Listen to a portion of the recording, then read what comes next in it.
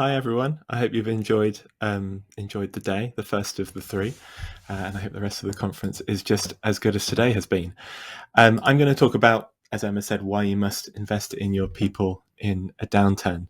But first, a little bit about myself. My name's Hal. I'm a recovering software engineer. I've been in management and leadership roles for a while now, so I rarely get the chance to code anymore, which is a shame for me. I've been writing code since I was about 9. My first program was written in C. It was a guess the number game where you would have to type in a number and then the program would, tell you whether to go higher or lower until you got the right number. And then it just gave you another number to guess. I care about software a lot, right? This has been like a large part of my life, but having been a CTO for 10 years, coached CTOs, ran a dinner club for CTOs, produced a podcast for CTOs. Now writing code isn't really part of my job, but I like to find excuses to do it where I can. And this talk struck me as one of those. I want to talk broadly about growth that's driven from hiring versus growth that comes from investing in your team, because we seem to be entering a recession. Certainly we're entering a period of economic uncertainty, and yet we are all going to still need our teams to achieve more. And I don't think there's any leader out there that wants to achieve less next year. As market conditions get tougher, the recession is biting, the status quo is going to become unaffordable for us. It's not just luxuries that are getting cut, but headcount. You might well already be in a hiring freeze or even having layoffs, and you won't be alone in that. Not just the talk earlier with Claudius, but also prominent tech companies are having a lot of layoffs at the moment. It's a difficult time. But it also holds an opportunity. I think that's a general trend historically. Innovation often follows critical and painful moments. The First World War accelerated women's suffrage and resulted in a more equal world where women got the vote, at least in the UK. The COVID-19 global pandemic seems to be giving birth to a malaria vaccine, which could end up saving 500,000 lives each year. Now, for us, the challenge is not the same scope as those things, and the opportunity might not be as big, but we do still have our own challenge to overcome and opportunity that's presented as part of it. We as leaders have the challenge and opportunity of a recession and the opportunities that come with it to rethink what's normal. Our challenge looks like, how can we achieve more without expanding our organizations? Our status quo is to do that by growing headcount, and that's no longer feasible. So in this talk, I want to consider an alternative. What if we invested in our people instead? Now, I said at the start that I was a recovering software engineer. I don't really get to code on my own anymore, but I still code if I'm out with friends. I'm still a kind of social coder. So because there are so many people attending the conference today, I thought I'd celebrate with a small bit of Python to help me address this question. And my plan here is to build a model to explore the answer. It's a model of a development team. And the idea is that we can use the model to get a sense of what happens when we pull different levers that are available to us as leaders and see the impact on productivity over time and answer some of those questions. We need to start with some parameters for our model. So this is a statistic that slightly blew me away when I first heard it.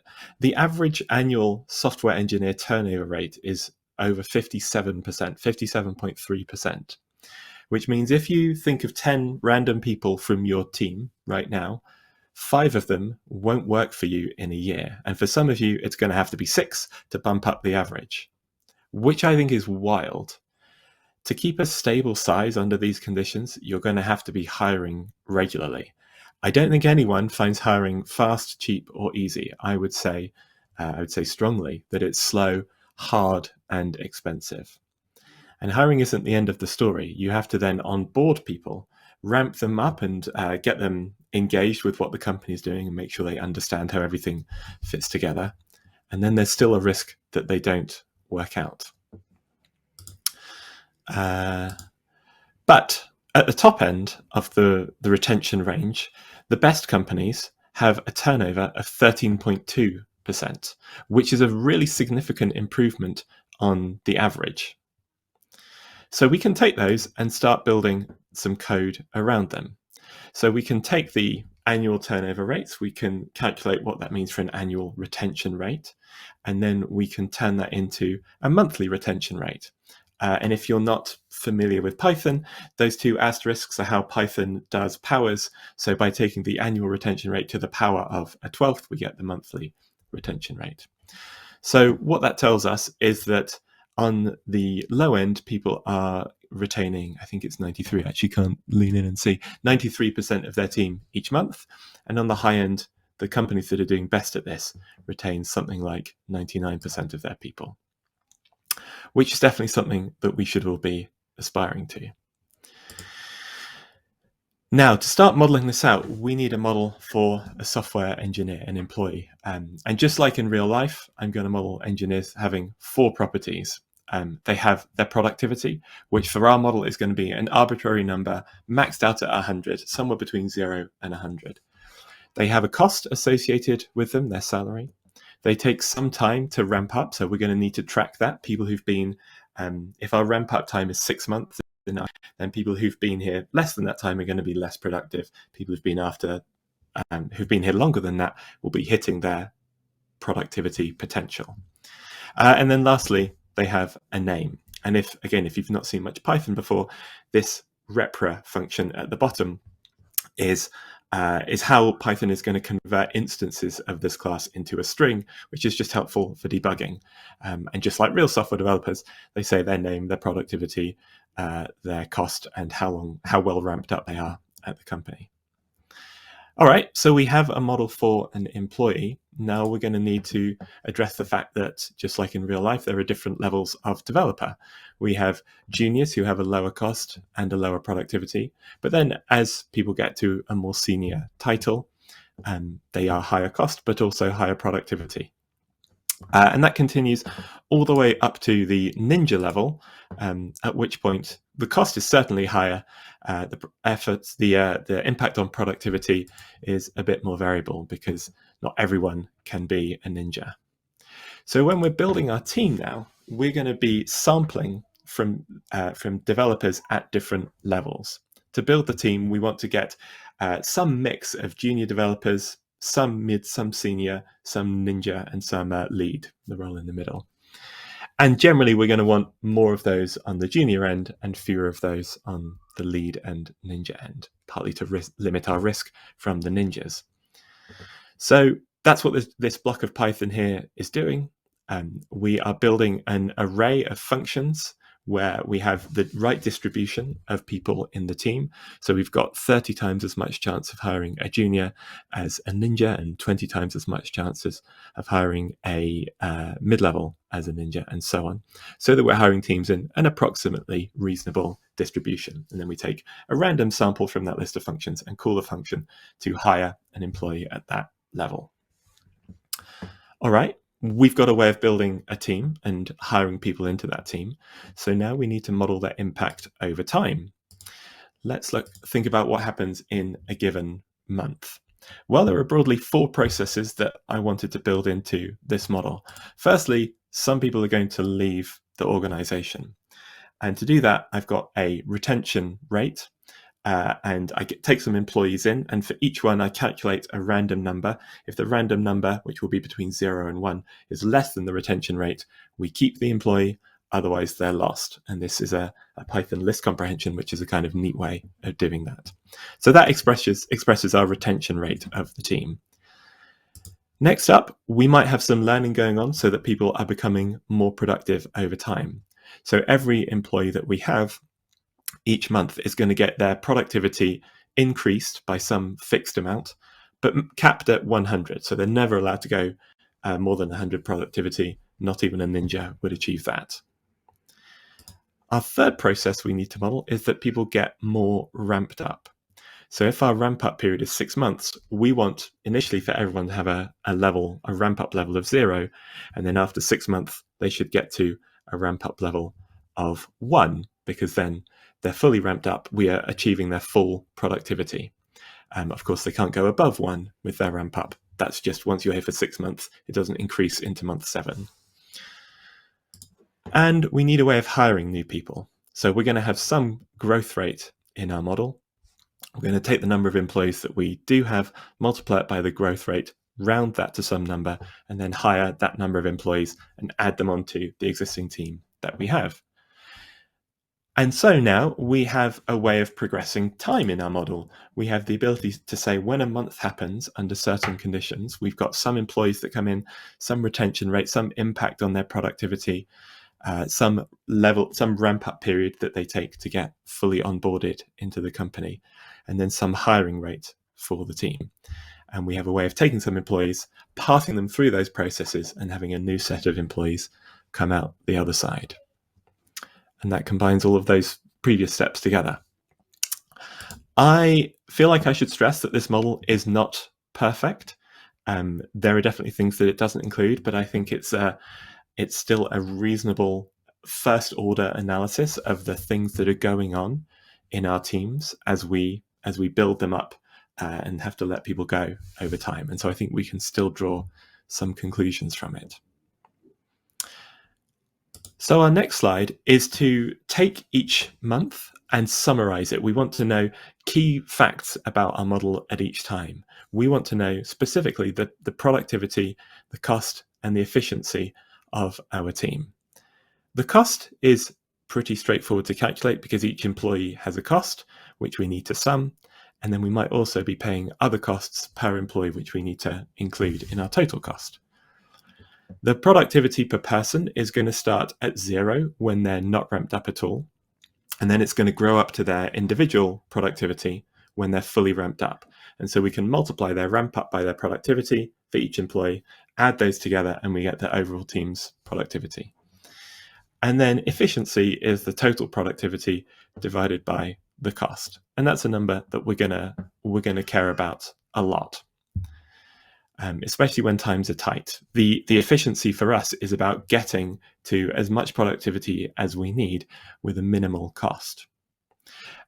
I feel like I should say a reminder here that productivity has very arbitrary units in this model. So the 0 to 100 range isn't really meaningful in the real world, but it will let us compare between different scenarios using the same model and come up with meaningful conclusions. Now, when we run a scenario, we're going to need to start with a team and do some things to that team. Hire, have people leave the company, have them learn, and things like that. And that's what this next larger function is going to do. So we're starting with 100 hires in this team. They are all going to start fully ramped up to begin with. And then we are going to 12 times have a month happen in that team. And that month is going to happen at the same retention rate as other months. It's going to have the same productivity increase in the team. People are going to ramp up over the same number of months, and there's going to be some constant growth rate in the team as well. And we're going to end up from that with a final result for the end of that full year, where we can then look in a year's time at the productivity and the cost and the efficiency of this team that we have created in the simulation. Now, I said before that I don't get much chance to code anymore, and the thing that's really taken that place in my life has been playing deep board games, mainly about trains in the 1800s that are strategic and financial and weird, and they've really filled the void of coding for me. So I tend to think about win conditions when it comes to most of life now, honestly, and the win conditions here are about productivity and efficiency, because really we want more of both. There's never going to be a time when we turn down productivity or efficiency. But right now, going into a recession, when there are layoffs happening all around us and the overall fiscal climate that we're operating in is quite uncertain, we have targets to hit and we need to be careful of expenses. So we want to keep productivity constant and then look at the efficiency and different ways of achieving that same productivity at higher efficiency. That's what we would like, is to hit our goals in terms of productivity, but to do it for the lowest possible cost. So firstly, we're going to define a base scenario. And this I call high growth, high churn, don't learn. We can now run our model, put it into this base case. And the base case looks like this. We are not going to spend any money on learning, we're not going to see any improvement in productivity. We're going to use a typical monthly retention rate and a team that's growing through hiring at 12% month on month. And we're assuming that people take 6 months to fully ramp up once they join the team. All of which seem like reasonable assumptions to me for a kind of high growth environment where you'd want to grow your team that fast. And after 12 months, we hit a productivity. Go on too soon. Sorry about that. After 12 months, we hit a productivity level of 4,038. Again, it's an arbitrary number. That 4,038 isn't necessarily very high or very low. That's just going to be our target. And it costs us 9 million to do that. All right, so then we should think about how else we can hit the same productivity rate, because what we want from our model is to understand those different ways to get there and then compare their costs and efficiencies.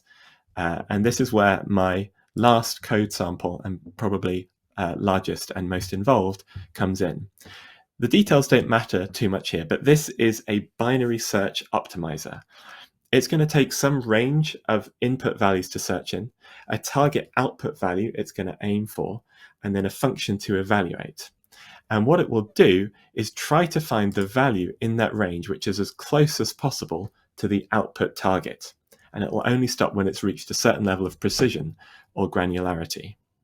So the way that works roughly is to divide the range we're looking in two, and then evaluate that function at the ends of the range and in the middle, and then from that work out whether the right answer is in that side of the range, in which case we dig into that side and narrow the range down where we're searching, or it's in that side of the range, and then we dig into that side and narrow down the range we're searching there. And it's only when we are close enough, when the range we're looking at is very small, smaller than the granularity, we return a value. And so we can use this to ask questions. If I want to get the same productivity over 6 months instead of 12, what hiring rate would I need? And then this function would try different hiring rates to try to hit a certain productivity target. That's not quite what we want here, though. So my second scenario I'm going to look at and use this function to help define is what I call the warm and fuzzies. The win condition here is achieving the same productivity after 12 months by investing in learning to improve retention. So we want to know, how fast would I have to hire in order to make that possible? If I can invest in learning and fewer people leave my organization, and I get that good retention rate that we had in our parameters rather than the worst retention rate, how fast would I have to be growing the team now under those conditions? And then would that end up being more efficient to get to the same productivity? Well, we can put that into the model. So if we hire with learning that reduces churn, we use our search function, and we search between a monthly hiring rate of 0 and 14%, and we want it to match the base results productivity. And for each value tried, we're going to spend £200 a month, see no improvement in each employee's productivity, but get a good retention rate instead of the worst one that we were modeling with before. We're going to hire at some rate, which we want this function to find out for us, and people are going to take 6 months to get ramped up. So this is all reusing the code that we've already defined, but now saying, search the space for me, find the rate of hiring that I would need to hit the same level of productivity. And the result turns out to be about 3%. So if we spend on learning and development that will reduce the churn of our employees down to a good level from the standard level, we can afford to hire at 3% each month instead of 12%, which was the hiring rate from our base model that we were looking at. We should check, does that definitely achieve the same productivity? And if it does, is it cheaper or more expensive? Is it a more efficient way to get there? And it actually gets slightly higher productivity, I mean, within a rounding error, 4,068 instead, but at a lower cost.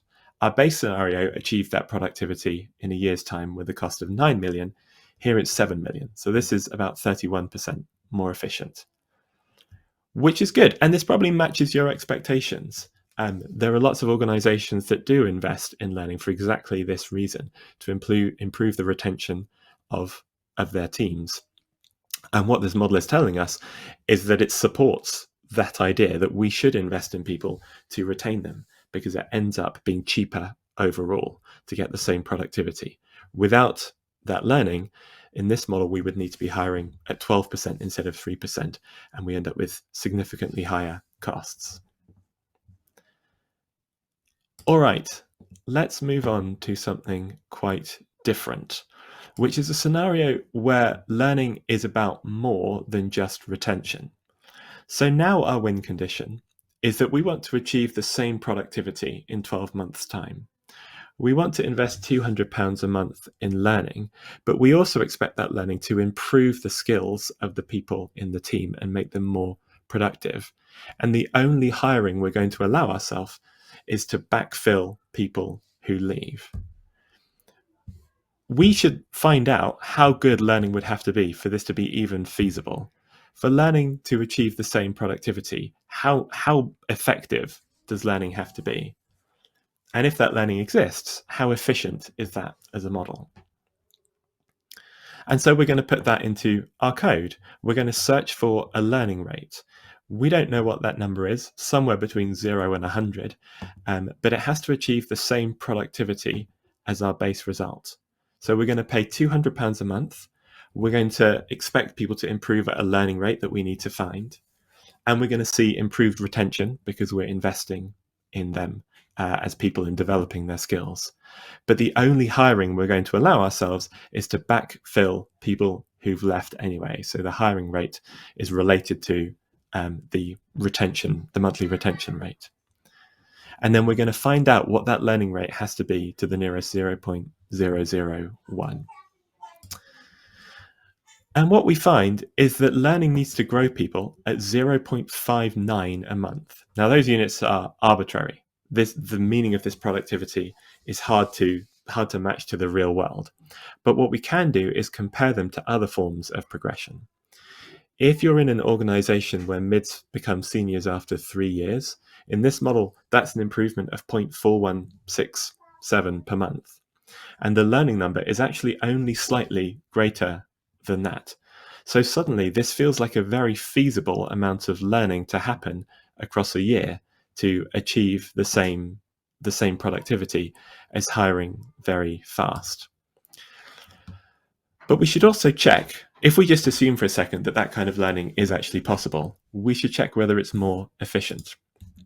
And it is. It achieves basically the same level of productivity, just under 4,000 instead of just over it, but with a cost of 5 million instead of 9 million. It's 66% more efficient to get the team to the same productivity this way because we're spending so much less.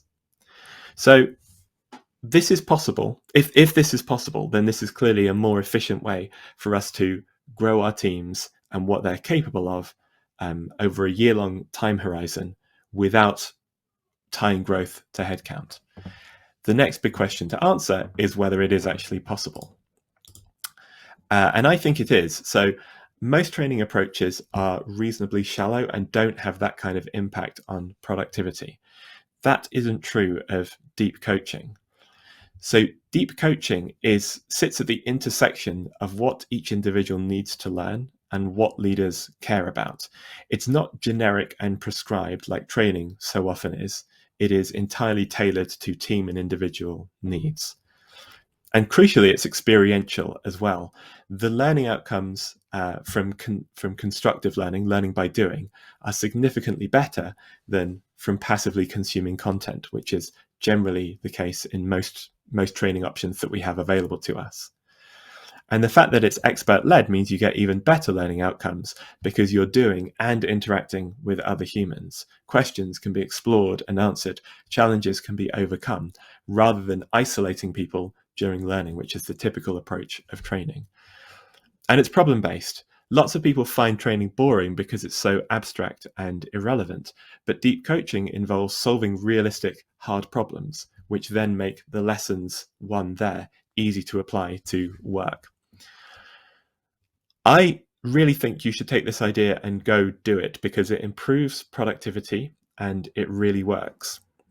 So it will genuinely change what people are capable of by diagnosing what they need to learn and then offering them this model as a way of solving problems with another human present, learning by doing, to fill in the specific skill gaps and capability needs that they have, so that you are getting that acceleration of individual productivity that makes it a viable alternative to growth by growing your headcount. And there are a load of people who have tried this already, and teams that have seen some of the benefits here. So teams where deep coaching has become part of their onboarding process, meaning that they can think differently about how they hire, so that when they hire, they're looking at a broader set of people because they know they can fill in gaps in capability with deep coaching.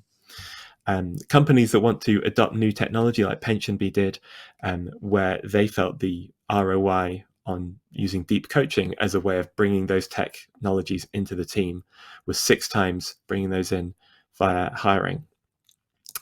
And companies where they measure the velocity of their teams and they've seen a 4 times increase due to deep coaching upskilling what the team is capable of. And the steps are relatively simple here. It comes down to diagnose the specifics of the problem for each individual, and then give those people problems to solve with another human that are relevant to their work and the specific skill gaps that they have. And then by the time they are coming to put those ideas into practice, now they have those skills, they're going to be more productive. They're going to get the warm and fuzzies of learning, but they're also going to be moving faster and helping you achieve your goals. So I, again, strongly suggest that everyone copies these ideas. If you don't want to do them for yourself, Skiller Whale does deep coaching for technical teams. Come talk to me in any of these places, and we're happy to do it for you. But the ideas are out there, and I think are relatively easy to steal and copy for yourself. So please do. I guess it isn't really stealing if we're saying please do go and copy them, because it genuinely works. And I think it's a way to make sure you continue to hit your goals during a time when hiring and increasing headcount is going to be very difficult. I'm very grateful for your attention. I love being part of CTO Craft. I think it's great. And I hope you enjoy the rest of the conference.